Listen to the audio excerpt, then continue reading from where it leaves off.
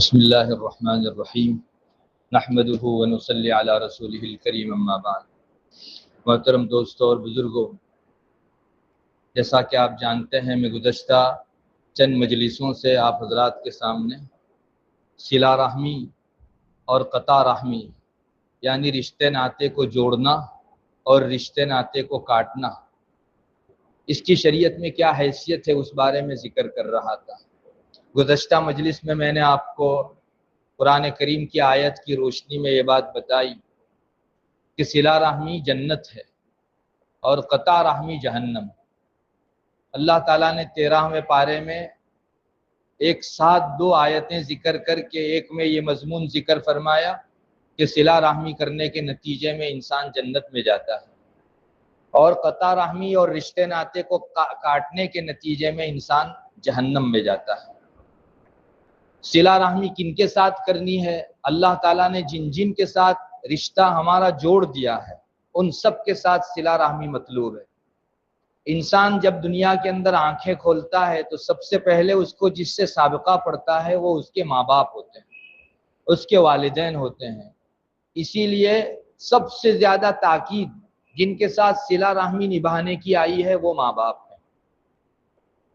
قرآن کریم میں اللہ تبارک و تعالیٰ نے ایک بہت عجیب پیرایا اپنایا ہے، اس نے اپنی توحید کے ساتھ ماں باپ کے حسن سلوک کو جوڑ دیا ہے، اور کسی ایک جگہ نہیں، چند جگہوں کے اوپر قرآن ایک ساتھ توحید کا مضمون بھی ذکر کرتا ہے اور ماں باپ کے ساتھ صلہ رحمی کا مضمون بھی ذکر کرتا ہے۔ ایک جگہ قرآن کہتا ہے وَاعْبُدُوا اللَّهَ وَلَا تُشْرِكُوا بِهِ شَيْئًا وَبِالْوَالِدَيْنِ إِحْسَانًا وَبِذِي الْقُرْبَى وَالْيَتَامَى إِلَى آخِرِ الْآیہ۔ اللہ تعالیٰ فرماتے ہیں کہ تم اللہ تبارک و تعالیٰ کی عبادت کرو، اس کے ساتھ کسی کو ساجی اور شریک مت بناؤ، اور والدین کے ساتھ حسن سلوک کرو۔ مفسرین فرماتے ہیں کہ اللہ تعالیٰ کی توحید کے ساتھ والدین کی صلہ رحمی کو جوڑنے میں نکتہ یہ ہے کہ دنیا میں بچے کے وجود میں آنے کا ذریعہ اصل مؤثر حقیقی تو اللہ تبارک و تعالیٰ کی ذات ہے، اس کے فیصلے سے کوئی آدمی دنیا میں آتا ہے، لیکن اس بچے کے دنیا میں آنکھیں کھولنے کا ظاہری سبب اس کے ماں باپ ہیں، جس کی طرف دنیا والے نسبت کرتے ہیں کہ اس باپ کا یہ بیٹا ہے، اس ماں کا یہ بیٹا ہے، تو دنیا میں آنے کا ظاہری سبب والدین ہے اور مؤثر حقیقی اللہ تعالیٰ۔ تو اللہ تبارک و تعالیٰ کا جو توحید والا مضمون ہے اسی کے ساتھ ساتھ صلہ رحمی والا مضمون بھی اللہ تعالیٰ نے ذکر فرمایا کہ جس طرح ایک وحدانیت میں ماننا ضروری ہے ویسے والدین کے ساتھ صلہ رحمی بھی ضروری ہے۔ اگر آپ توحید میں مانتے ہو، اللہ کی وحدانیت کے قائل ہو، مشرک نہیں ہو اور کسی اور کو ساجی و شریک نہیں بناتے ہو، تو پہلا جو سیدھا حکم متوجہ ہوگا وہ والدین کے ساتھ صلہ رحمی کا ہوگا۔ اس سے اندازہ لگایا جا سکتا ہے کہ اللہ تبارک و تعالیٰ کے ہاں والدین کی اطاعت، ان کی فرما برداری، ان کے ساتھ اچھا سلوک اور برتاؤ کرنا کس قدر تاکید رکھنے والی چیز ہے۔ دوسری جگہ قرآن کریم کہتا ہے وَقَضَىٰ رَبُّكَ أَلَّا تَعْبُدُوا إِلَّا إِيَّاهُ وَبِالْوَالِدَيْنِ إِحْسَانًا۔ اللہ نے فیصلہ فرما لیا ہے کہ اسی کی عبادت ہونی ہے اور والدین کے ساتھ احسان کرنا ہے۔ یہاں بھی دونوں مضمون کو یعنی توحید اور والدین کے ساتھ حسن سلوک کو جمع کر کے اللہ تعالیٰ نے والدین کی اطاعت کی تاکید کئی گنا کر دی۔ جس طرح توحید ضروری ہے، توحید کے بغیر مومن نہیں ہے، ویسے صلہ رحمی اگر نہیں ہوگی تو ایک دن توحید بھی انسان کھو دے گا، چونکہ یہ بڑا تاکیدی حکم ہے اللہ تبارک و تعالیٰ کا اور توحید کے ساتھ لگا مضمون آیا ہے۔ پھر اس کے بعد قرآن کریم والدین کے ساتھ صلہ رحمی کے طریقے کیا ہوں گے اس کو بھی بڑی تفصیل سے ذکر کرتا ہے۔ ہم میں سے بہت سے لوگ یہ تو سمجھتے ہیں کہ والدین کے ساتھ رشتہ داری نبھانا، صلہ رحمی کرنا ایک اللہ کا حکم ہے، لیکن اس کا طریقہ کیا ہو، والدین کے ساتھ صلہ رحمی کس کو کہا جائے گا؟ تو قرآن کریم اس کے بعد ذکر کرتا ہے اما یبلغن عندک الکبر احدہما او کلاہما فلا تقل لہما اف۔ سب سے پہلا تقاضا والدین کا یہ ہے کہ ان کے سامنے آپ ان سے بور ہو گئے ہو، ان سے کنٹال گئے ہو، اس طرح کا کوئی جملہ نہ نکالو۔ قرآن کریم تو یہ ذکر کرتا ہے کہ والدین میں سے دونوں یا ایک بڑھاپے میں پہنچ جائیں تو ان کو اف تک نہ کہو، تف تک نہ کہو ان کو۔ صرف بڑھاپے کے ساتھ یہ حکم خاص نہیں ہے، بلکہ جوانی میں بھی والدین کو آپ اف نہیں کہہ سکتے، مگر خاص بڑھاپا اس لیے ذکر کیا گیا کہ اس میں عموماً مزاج چڑچڑا ہو جاتا ہے، تو جہاں نہ ڈانٹنے کا موقع ہوتا ہے وہاں بھی والدین ڈانٹ لیتے ہیں، تو بے وجہ ڈانٹنے پر جب آپ کو کف اف کہنے کی اجازت نہیں ہے، تو جب آپ صحیح موقع کے اوپر کسی غلطی پر تے والدین نے ڈانٹا آپ کو، تو اس موقع پر تو اف کہنے کی بدرجہ اولا اجازت نہیں۔ نوجوانی میں بھی اگر وہ بیمار ہیں یا کوئی ایسی حالت کے اندر ہیں کہ جس کے اندر مزاج میں چڑچڑا پن آ جاتا ہے، انسان موقع بے موقع غصہ ہوتے رہتا ہے، تو ان کے اس بے موقع غصہ ہونے کو بھی برداشت کرو۔ بہت زیادہ بڑے بڑے جملے تو نہیں، آپ ایک اف اور تف بھی نہیں بول سکتے ان کے خلاف، تو یہ سب سے پہلا حکم ہے ان کا رسپیکٹ بجا لانا اور ان کی عزت اور احترام کا پاس و لحاظ رکھنا۔ والدین کسی تعظیم شاید و باید کسی کی کروائی گئی ہو، چونکہ وہ اللہ تبارک و تعالیٰ کے بعد دنیا کے اندر ہمارے آنے کا، ہمارے وجود کا ظاہری ذریعہ ہے۔ پھر قرآن کریم کہتا ہے وَلَا تَنْهَرْهُمَا، یہ دوسرا حق ہے والدین کا، یعنی ان کو جھڑکو مت، جیسے عزت و احترام کرو ویسے انسلٹ بھی نہ کرو۔ وَلَا تَنْهَرْهُمَا میں ان کی بے عزتی کو حرام ٹھہرا دیا گیا۔ کوئی اپنے والدین کی بے عزتی کرتا ہے تو اللہ تبارک و تعالیٰ کے یہاں ایک گناہ کبیرہ کرنے والا، ایک حرام کا ارتکاب کرنے والا ہے، جس سے اس کے دل کے اوپر ایک کالا داغ پڑ جاتا ہے، 7 سمندر بہانے سے بھی وہ دھلتا نہیں، جب تک مقبول توبہ نصوح توبہ نہ ہو اس وقت تک اللہ اس کو معاف نہیں کرتا۔ تو یہ دوسرا حق ہے والدین کی صلہ رحمی کا کہ ان کو بے عزت نہ کیا جائے۔ آپ مرتبے میں جتنے بڑے ہوں، عہدے کے اندر جتنے بڑے ہوں، آپ کی سیلری جتنی بڑی ہو، لیکن بالآخر آپ والدین کے لیے تو بچہ ہو، ان کی تو اولاد ہو، آپ کو منہ اٹھا کر دیکھنے کی اجازت نہیں ہے اپنے والدین کو، غصے کے مارے، بے عزتی کے مارے۔ اور تیسرا حکم ہے وَقُلْ لَهُمَا قَوْلًا كَرِيمًا، آپ کی گفتگو ہمیشہ ان کے ساتھ نرمی لیے ہوئے ہونی چاہیے، چونکہ عام طور پر انسان زبان ہی کے ذریعے سے دوسروں کی بے عزتی بھی کرتا ہے۔ تو ابھی اوپر مضمون آیا کہ بے عزتی نہ کرو، اس سے پہلے مضمون آیا عزت کرو، تو اب اس عزت کو اور کھولا جا رہا ہے اور بے عزتی کو اور واضح کیا جا رہا ہے کہ عزت کرنے کا مطلب یہ ہے کہ ہمیشہ آپ کی زبان پر والدین کے حوالے سے نرم گفتگو رہنی چاہیے، یعنی موقع ایسا ہو کہ دوسروں کے سامنے آپ یہ مضمون ذکر کرو تو تاکید میں آپ کا لہجہ زور سے زور تک کرتا چلا جائے، مگر والدین کے موقع سے آپ کو اس کی بھی اجازت نہیں۔ ہر موقع سے آپ کو والدین کے سامنے اپنی بات جھکائے رکھنا ہے، اپنی زبان کو نرم رکھنا ہے اور گفتگو میٹھی رکھنا ہے آپ کو۔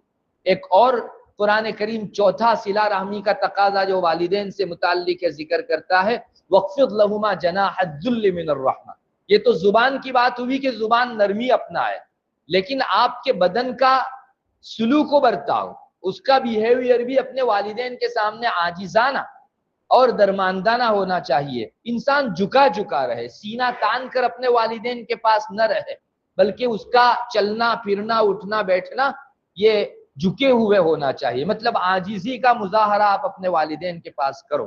یہ ایک چوتھا حق ہے اپنے والدین کا۔ اس کو اگر کھولا جائے تو بہت تفصیل سے ہر ایک مضمون پر مستقل ذکر کیا جا سکتا ہے، مگر چونکہ اس وقت اجمالی طور پر آپ کے سامنے آیت کریمہ بیان کرنے کا موقع ہے، اس لیے صرف گنوایا جا رہا ہے۔ عاجزی کرنے کے ساتھ ساتھ ایک اور حق بھی والدین کا رہ جاتا ہے، وہ ہے ان کے لیے دعا کرنا۔ وَقُلْ رَبِّ ارْحَمْهُمَا كَمَا رَبَّيَانِي صَغِيرًا، اے اللہ ہمارے والدین پر رحم فرمائیے جیسے انہوں نے بچپنے میں ہماری خرمستیاں برداشت کر کے ہماری تربیت کی۔ 2 مضمون ذکر کیے، ایک تو یہ ہے کہ والدین کے لیے دعا کرنا اولاد کے ذمہ حق، صلہ رحمی کا ایک تقاضا۔ اگر ہم سب کے لیے دعا کرتے ہیں والدین کے لیے نہیں کرتے تو ان کے ایک حق میں ہماری جانب سے سمجھو کوتاہی ہو رہی ہے۔ انہوں نے ہم کو ظاہری طور پر وجود دیا تو ہمارے ذمے میں حق ہے کہ ہم وہ اگر زمین پر چلتے پھرتے ہوں تب یا زیر زمین دفن ہو چکے ہوں تب ان کے لیے ہمیشہ دعائیں کرتے رہے۔ اور ایک آخری مضمون قرآن کریم ذکر کرتا ہے کما ربیانی صغیرہ، چونکہ انہوں نے ہماری بچپنے کے اندر تربیت کی ہے. اور ایک بچہ جو طوفان کرتا ہے، مستی کرتا ہے، اپنے والدین کے مزاج کے خلاف بہت ساری چیزیں کرتا ہے، والدین کبھی بھی اس بچے سے نفرت نہیں کرتے. وہ سمجھتے ہیں کہ یہ اس کے بچپنے کا تقاضا ہے، تو وہ اپنے بچپنے کے اندر اگر اپنی خرمستیاں دکھائے تو وہ اس کا اپنا کام ہے. ہماری ذمہ داری تربیت کی ہے. والدین کے 50 احسانات ہیں اپنی اولاد کے اوپر، لیکن قرآن کریم نے جس احسان پر انگلی رکھی وہ ہے تربیت کا احسان. یعنی ہمارے دل و دماغ میں احسان تربیت ہمیشہ مستحضر رہنا چاہیے. آپ جتنے بھی بڑے ہو جائیں، آپ کے زیر نگرانی ہزاروں بچے ہوں، لیکن پھر بھی آپ کو کسی کی تربیت ملی ہے، اور والدین کا احسان تربیت آپ کے سر کے اوپر ہے. یہ ہمیشہ یاد رکھنا چاہیے، کبھی بھولنا نہیں چاہیے. یہ اجمالی طور پر، حالانکہ قرآن کریم تفصیل سے مضامین ذکر نہیں کرتا، وہ ملفوظ کر دیتا ہے عام طور پر، مگر اس جگہ والدین کے بہت سارے صلہ رحمی کے احکام اس نے ایک جگہ ذکر کر دیے. اس سے اندازہ ہوتا ہے کہ والدین کے ساتھ صلہ رحمی کتنا تاکیدی امر ہے.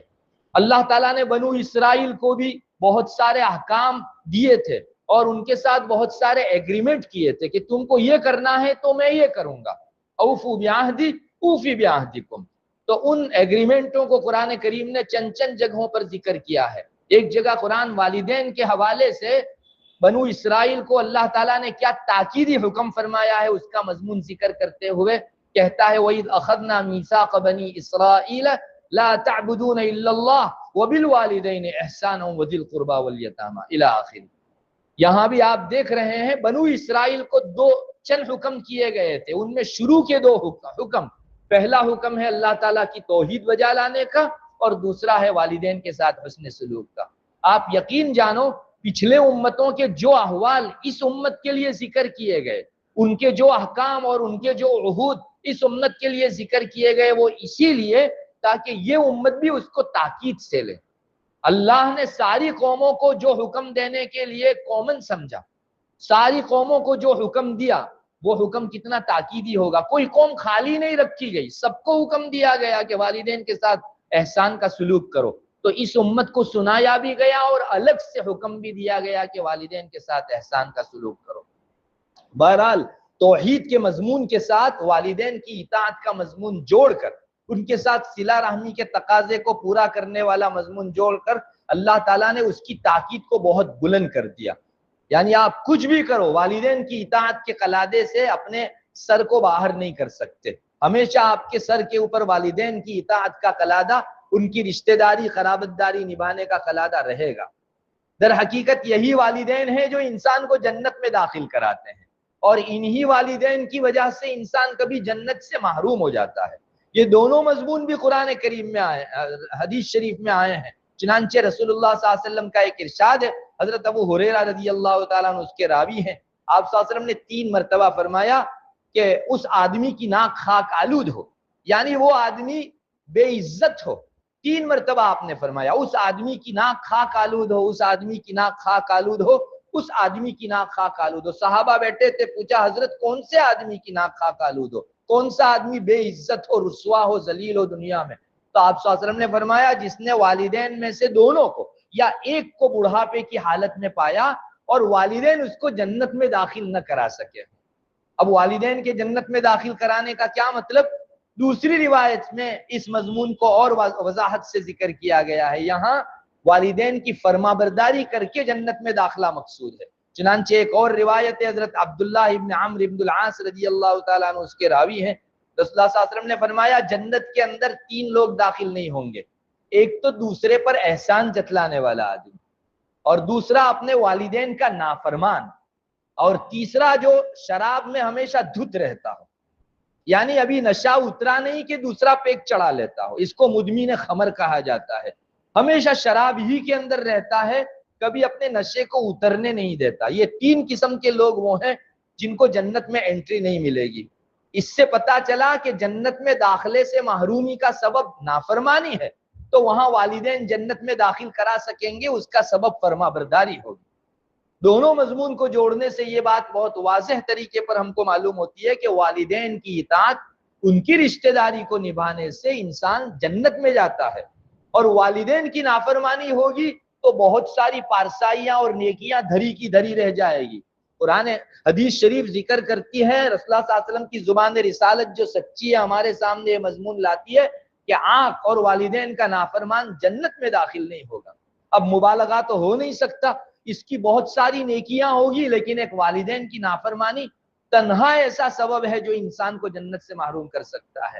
بہرحال روایتوں میں دیکھیے یا آیتوں کے اندر والدین کے ساتھ اس نے سلوک کی بڑی تاکید آئی ہے۔ قرآن کریم نے توحید کے ساتھ جہاں مضمون جوڑ کر ذکر کیا ہے، تنہا والدین کے ساتھ احسان کا مضمون بھی کئی جگہ ذکر کیا ہے۔ وَوَصَّيْنَا الْإِنسَانَ بِوَالِدَيْهِ إِحْسَانًا وَوَصَّيْنَا الْإِنسَانَ بِوَالِدَيْهِ حُسْنًا وَوَصَّيْنَا الْإِنسَانَ بِوَالِدَيْهِ۔ وصینا جو لوگ عربی جانتے ہیں انہیں پتا ہے کہ ایک تو آپ حکم کرو اور ایک تاکیدی حکم کرو کہ یہ کرنا ہی کرنا ہے تم کو، اس کو توصیہ کہا جاتا ہے، اس کو وصیت کہا جاتا ہے۔ یعنی یہ نارمل درجے کا اور کامن درجے کا کوئی حکم نہیں ہے بلکہ بھاری بھرکم اور جس کو تاکید کے ساتھ لایا گیا ہو اس طرح کا حکم ہے۔ قرآن کریم کے لہجے سے ایک مسلمان بڑی آسانی سے اندازہ لگا سکتا ہے کہ والدین کی اطاعت و فرما برداری ہمارے لیے بے حد ضروری ہے۔ اللہ تعالی ہمیں توفیق بخشے۔ وآخر دعوانا الحمدللہ۔